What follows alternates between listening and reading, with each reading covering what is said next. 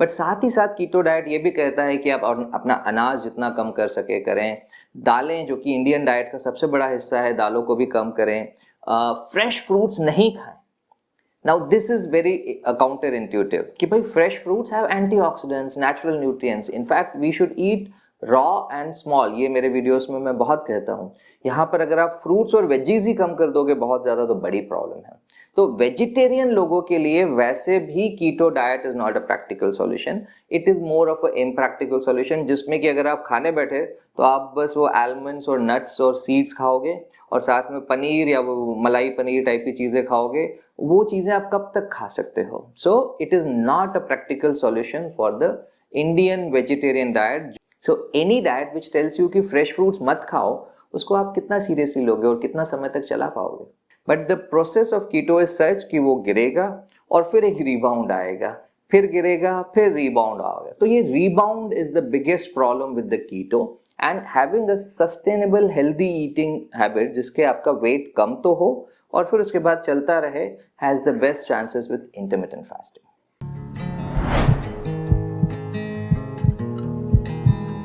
नमस्ते दोस्तों, मेरी कई टॉक्स में पहले भी मैंने कहा है और आज फिर से शुरुआत में यही कह रहा हूं कि you are what you eat. आप जो खाते हैं वैसे ही बन जाते हैं।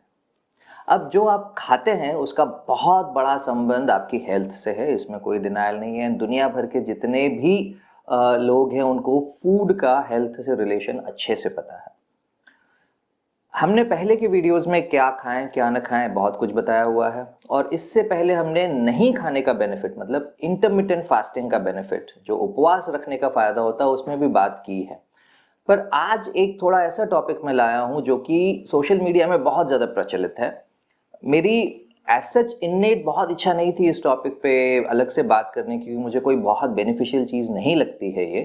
But overall it is so popular that when a person like me doesn't speak, तो जो इस चैनल को फॉलो करते हैं उनको क्लैरिटी नहीं होती है दिमाग में। So my job at cardiac second opinion is to bring clarity on health issues, and that's why today we'll talk about what is called as keto diet. जैसा आप जानते हो, मैं डॉक्टर महेश वाधवानी हूँ। I am a cardiothoracic and vascular surgeon practising in Gurgaon at Paras hospital. साथ ही में मेरा एक वेंचर है कॉल्ड एज cardiacsecondopinion.com।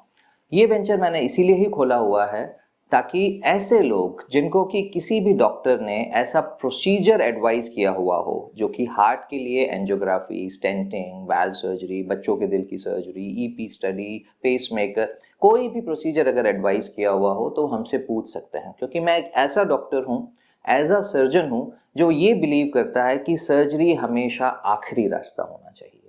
अगर कोई भी सर्जरी से पहले के इलाज से आप पेशेंट की स्थिति को सुधार सकते हो तो सर्जरी से वो बेहतर है तब तक जब तक वेटिंग का नुकसान नहीं है। So there would be scenarios जहां पे आप मुझसे कंसल्टेशन लें और साल, 2 साल, 5 साल, हो सकता है जिंदगी भर के लिए सर्जरी पोस्टपोन हो सके, या ऐसा भी हो सकता है कि किसी और ने कोई और गलत तरीके का प्रोसीजर बताया है तो मैं आपको सही दिशा में ले आऊं। और जो भी हम दिशा आपको बताएंगे that is dependent on American Heart Association and European Cardiological Society, not on the basis of my own personal whims and fancies. I try कि मेरा पर्सनल बायस जो कि एक सर्जन का सर्जरी के लिए हमेशा होता है, वो साइड में रख के एडवाइस करूं जब मुझे कोई कार्डियक सेकंड ओपिनियन पे एडवाइस मांगे तो। So now coming back to the topic, keto diet. अब कीटो डाइट मतलब क्या? सुनने में तो बहुत लोगों को पता है कीटो डाइट क्या, बट आपको रिफ्रेशर के तौर पे समझा दूं। कीटो डाइट उस प्रकार का खाना माना जाता है जिसमें कि 70% तक चर्बी हो, फैट्स फॉर 70%, लगभग 25% of proteins and only 5% of calories are consume through carbs. इस तरीके की डाइट को कीटो डाइट बोला जाता है। This is the version for a common man who is not a gym going person, जो रेगुलर इंसान है, जिसको या तो डायबिटीज है या फिर हार्ट फेलियर है या फिर कोई भी और लॉन्ग टर्म बीमारी है या सिंपली मोटापा है, तो उनको कीटो डाइट आजकल बहुत बहुत बहुत एडवाइस हो रही है। और अगर कोई एडवाइस करे या नहीं करे डॉक्टर लोग, वैसे भी कीटो डाइट ट्राई बहुत कर रहे हैं। In fact I was going through some menu on my online ordering platforms like Zomato, Swiggy. Now there is a whole category of keto foods there. तो उस संबंध में भी मैं बात करना चाहता था कि what is the basis and how should we talk about ketosis, and actually ketosis is a biological term जिसमें कि आपकी बॉडी आपकी ही चर्बी को जब गला रही है तो उस चर्बी को गलाने की प्रक्रिया से जो साइड प्रोडक्ट बनता है, बाई प्रोडक्ट बनता है, वो है कीटोन बॉडीज। तो ऐसा कोई भी सिचुएशन जिसमें कीटोन बॉडीज बने अपने शरीर में उसको बोला जाता है कीटोसिस। सो कीटोसिस मेडिकली दो अलग अलग तरीके से आता था, जो नेचुरल दवाइयों से या बीमारी से जब आता था। One is a diabetic ketoacidosis. ये डायबिटिक कीटोएसिडोसिस टाइप 1 डायबिटीज के पेशेंट में आता है जिसमें एक्चुअली इंसुलिन की कमी है। दूसरा होता है स्टारवेशन कीटोसिस। सो स्टारवेशन कीटोसिस जब बॉडी को खाना नहीं मिल रहा है और खाना नहीं मिल रहा है इसीलिए बॉडी अपनी ही चर्बी को गला रही है और उससे क्रिएट हो रहे हैं कीटोन बॉडीज जो कि खून में मिलते हैं, पेशाब में मिलते हैं। So keto diets are trying to induce what is called as starvation ketosis. अब स्टारवेशन कीटोसिस तो उपवास से भी आ सकता है, तो फिर कीटो डाइट्स का क्या इंपॉर्टेंस है? ये सवाल नेचुरल है, इसको समझना पड़ेगा पहले। सो नॉर्मली जो शरीर में इंसुलिन बनता है वो दो चीजों के रिस्पॉन्स को लेके बनता है। Insulin is made against carbohydrates या कार्ब्स जिसको हम कहते हैं। कार्ब्स मतलब गेहूं, दालें, ब्रेड, रोटी, शुगर, जो भी चीजें आप कार्बोहाइड्रेट्स खाते हैं, सिंपल एंड कॉम्प्लेक्स कार्बोहाइड्रेट्स, उनके खिलाफ इंसुलिन बनता है। और दूसरा होता है प्रोटीन्स। तो प्रोटीन्स के खिलाफ भी इंसुलिन बनता है, बट थोड़ा कम अमाउंट में बनता है। फैट्स जो भी होते हैं डाइट में, उन फैट्स को पचाने के लिए इंसुलिन की जरूरत नहीं होती है। इंसुलिन इंडिपेंडेंट मैकेनिज्म होता है फैट को हैंडल करने का। सो जब आप प्रोटीन को बहुत कम नहीं कर सकते हैं, because proteins are extremely vital. अगर आप कई दिनों तक प्रोटीन नहीं खाओगे तो आपकी सेहत वैसे ही खराब हो जाएगी, एंड दैट्स व्हाई प्रोटीन की लो डाइट कोई भी रिकमेंड नहीं करेगा आपको कहीं पे भी।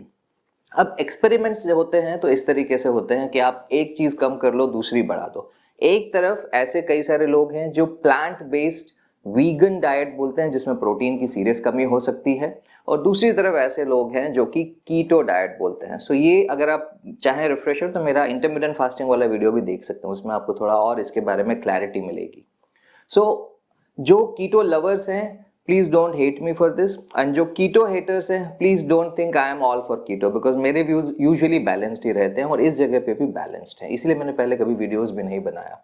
But to make the topic understandable for you, अगर आप अपनी बॉडी को ये बेवकूफ बना रहे हैं कि हम कार्बोहाइड्रेट्स नहीं लेंगे और कार्बोहाइड्रेट्स आपने बहुत कम लिए, तो आपकी बॉडी में जो इंसुलिन प्रोडक्शन पहले बॉडी कर रही थी, आपके पैनक्रियास फूड को लेके जो इंसुलिन प्रोड्यूस कर रहे थे, सपोज पहले 100 मिलीग्राम का इंसुलिन प्रोड्यूस हो रहा था, और आपने जब कीटो डाइट शुरू की तो बिकॉज कार्बोहाइड्रेट जो कि नॉर्मली 40, 45, 50% तक का कैलोरीज होती हैं इंडियन वेजिटेरियन डाइट में पर्टिकुलरली, तो उसको आपने सडनली 5% कर दिया। तो जैसे ही आपने कार्बोहाइड्रेट्स को कम किया, उतना इंसुलिन बनाने की जरूरत ही नहीं पड़ेगी पैनक्रियास को। अब पैनक्रियास अगर उतना इंसुलिन नहीं बनाएंगे तो शुगर, पैनक्रियास का काम यह है कि इंसुलिन बना के शुगर को सेल्स तक पहुंचाना। अब उतना शुगर जो कि हमारी बॉडी में नेचुरल शुगर होती है, ग्लूकोज, वो सेल्स में नहीं जा रहा है। अब सेल्स में नहीं जा रहा है तो हमारे सेल्स जो कि पूरी बॉडी में हमारे जो सेल्स हैं, वो कोशिकाएं जिनको हिंदी में हम बोलते हैं, वो कोशिकाओं को पोषण कैसे मिलेगा? और सबसे बड़ी बात, जो ब्रेन है हमारा, उसको पोषण कैसे मिलेगा? तो इस पोषण को प्रोवाइड करने के लिए, वैसे अधिकतर हमारी बॉडी की जो मसल्स हैं, जो बाकी के ऑर्गन्स हैं, वो कीटोन बॉडीज को भी यूटिलाइज कर सकती हैं, तो ऐसी क्राइसिस नहीं होती है। बट क्योंकि ग्लूकोज नहीं मिल रहा है, तो जो थोड़ा बहुत ग्लूकोज बन रहा है, उस ग्लूकोज को बनाने का मैकेनिज्म रैंप अप होता जाता है। तो एक तो ग्लूकोज को बढ़ाने की प्रक्रिया हुई, और अब अपनी ही चर्बी को गला गला के ग्लूकोज बनाने के जो पाथवेज हमारी बॉडी में शांत पड़े थे, वो अचानक एक्टिवेट होना शुरू होते हैं। So basically in that sense ketosis is also like intermittent fasting. Intermittent fasting में अगर आपको याद हो तो मैंने समझाया था कि लिवर के पास ग्लाइकोजन के रिजर्व्स होते हैं। जब वो ग्लाइकोजन के रिजर्व्स खत्म हो जाएंगे ग्लूकोज बनाने के लिए, तो फिर उसके बाद में body will start using fats.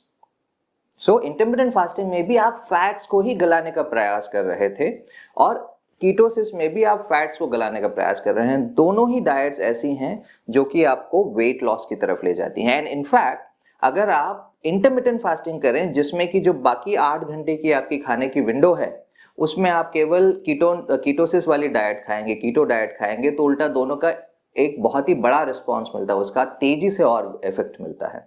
So combining intermittent fasting and keto diets are possible, but मैंने एडवोकेट क्यों नहीं किया वो आप सुनना जरूर चाहेंगे, I am sure, because keto diet is the most potent tool to weight loss.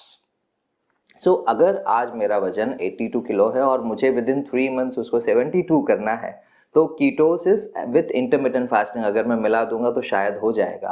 अब कितनी सारी लड़कियां और लड़के जो अभी शादी से पहले वेट कर रहे हैं वो ये बात सुन के इसमें जंप मत कीजिएगा, because I have always advocated against crash diets. What do you mean by crash diets? ऐसी डाइट जिसका पर्पस ही ये है कि आप रैपिडली वजन कम करने के लिए जब आप डाइट लेते हो वो डाइट्स आपकी सेहत के लिए लॉन्ग टर्म में खराब होती हैं। बिकॉज एक रैपिड वेट लॉस हो या रैपिड वेट गेन हो, दोनों तरीके से कहीं ना कहीं पे हमारी बॉडी में फैट्स का मोबिलाइजेशन ज्यादा हो रहा है, और ये जो फैट का मोबिलाइजेशन ज्यादा होता है उसके चलते एलडीएल, वीएलडीएल, ट्राइग्लिसराइड्स बढ़ने लगते हैं खून में। सो इन जनरल ये देखा जाता है कि आप वेट गेन और वेट लॉस जब रैपिडली करो तो प्रॉब्लम होती है। तो इंटरमिटेंट फास्टिंग एक ऐसा सिंपल तरीका है जो कि सस्टेनेबल है। सस्टेनेबल मतलब क्या कि आप उसको जिंदगी भर कर सकते हो, कोई प्रॉब्लम नहीं है। बट कीटो डाइट जो होते हैं या स्टार्वेशन कीटोसिस की जो भी स्ट्रैटेजीज हैं अलग अलग, वो आप सस्टेनेबल बेसिस पे बहुत लॉन्ग टर्म तक शायद नहीं कर पाए। उसका इफेक्ट पहले 1, 2, 3 महीने में आपको दिखेगा, वजन कम होना शुरू होगा और फिर एक प्लेटू आ जाएगी। ये जब प्लेटू पे आएगा, अब उसके बियॉन्ड आप जब कीटो डाइट करने की कोशिश करोगे तो समस्या बनी रहेगी। बेसिकली कीटो डाइट आपकी जो है कर क्या रहे हैं, वो ये कर रहे हैं कि आप अपनी चर्बी जलाते रहो। अब जब आपकी चर्बी जलती रहेगी, it is a state of catabolism. Catabolism is a state, अब बॉडी का जब मेटाबॉलिज्म की हम बात करते हैं तो एनाबॉलिज्म इज कि building tissues and catabolism is destroying tissues. Tissues में usually interpretation more is for the proteins but also for the fats.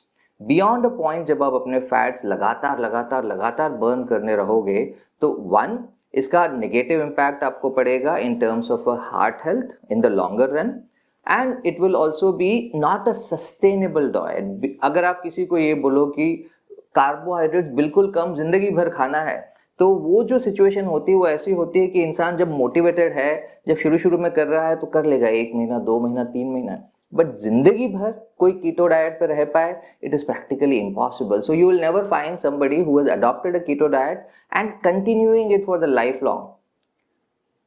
यही पर्पस है आज के वीडियो बनाने का कि keto diet is good for extreme weight loss.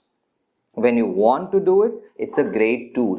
But you do it at the thought process कि भाई ये 3 महीने, 4 महीने, 6 महीने मैं करूंगा और उसके बाद बाकी जिंदगी में एक हेल्दी लाइफस्टाइल अडॉप्ट करूंगा, which is typically if you either use intermittent fasting or you learn to eat lesser in a regular way also. Both are fine. अगर मेरे जितने भी आप पुराने 1 साल, 1.5 साल में, 1.5 साल से लगभग मैं ऐसे YouTube के वीडियोस बना रहा हूँ, अगर आप निकालेंगे तो जब भी मैंने खाने की बात की है उसमें हमेशा कहा है कि शुगर, सॉल्ट, मैदा और तली हुई चीजें कम करें। सो कीटो डाइट भी पहली 3 चीजों में तो एग्री करता है कि शुगर, सॉल्ट, मैदा है वो कम करें। Carbs is maida and carbs is sugar also. But साथ ही साथ कीटो डाइट ये भी कहता है कि आप अपना अनाज जितना कम कर सके करें। दालें, जो कि इंडियन डाइट का सबसे बड़ा हिस्सा है, दालों को भी कम करें। फ्रेश फ्रूट्स नहीं खाएं। Now this is very counterintuitive कि भाई fresh fruits have antioxidants, natural nutrients. In fact, we should eat raw and small. ये मेरे वीडियोस में मैं बहुत कहता हूँ। यहाँ पर अगर आप फ्रूट्स और वेजीज ही कम कर दोगे बहुत ज्यादा तो बड़ी प्रॉब्लम है। तो वेजिटेरियन लोगों के लिए वैसे भी keto diet is not a practical solution, it is more of a impractical solution, जिसमें कि अगर आप खाने बैठे तो आप बस वो आलमंड्स और नट्स और सीड्स खाओगे और साथ में पनीर या वो मलाई पनीर टाइप की चीजें खाओगे। वो चीजें आप कब तक खा सकते हो? So it is not a practical solution for the Indian vegetarian diet, जो कि अंडे भी नहीं खा रहे हैं। एक बार अंडा खाने लग गए कोई व्यक्ति तो उसके लिए कीटो स्टिल अ पॉसिबिलिटी है। For other people it's not even a practical possibility. So any diet which tells you कि फ्रेश फ्रूट्स मत खाओ, उसको आप कितना सीरियसली लोगे और कितना समय तक चला पाओगे? ऐसी बहुत सारी और डाइट होती हैं, कार्निवोरस डाइट, उस वगैरह में अभी तक मैं नहीं घुस रहा हूँ, बट कार्निवोर डाइट के बारे में या फिर आपको और किसी टॉपिक के बारे में वीडियो चाहिए तो आप मुझे बोल सकते हैं, I will make a video for you. But in general keto के लिए आपको मैसेज ये है कि keto diet is good for weight loss, not really great for other things. अगर कोई डायबिटीज रिवर्सल के लिए यूज कर रहा है तो ओके, आई विल से कि भाई 3 महीने के लिए आप कीटो डाइट कर लो, बट 3 महीने के बियॉन्ड बहुत नहीं चलेगा। सेम थिंग अगर आप कीटो डाइट यूज करते हो तो बीपी भी कम कर सकते हो। एनी टाइप ऑफ डाइट जहां पे इफेक्टिवली वेट लॉस होता है और सस्टेन्ड रहता है is a good thing for you in the longer run. But the process of keto is such कि वो गिरेगा और फिर एक रिबाउंड आएगा, फिर गिरेगा, फिर रिबाउंड आएगा। तो ये rebound is the biggest problem with the keto. And having a sustainable healthy eating habit जिसके आपका वेट कम तो हो और फिर उसके बाद चलता रहे, has the best chances with intermittent fasting. That's the verdict from my side to you. Thank you.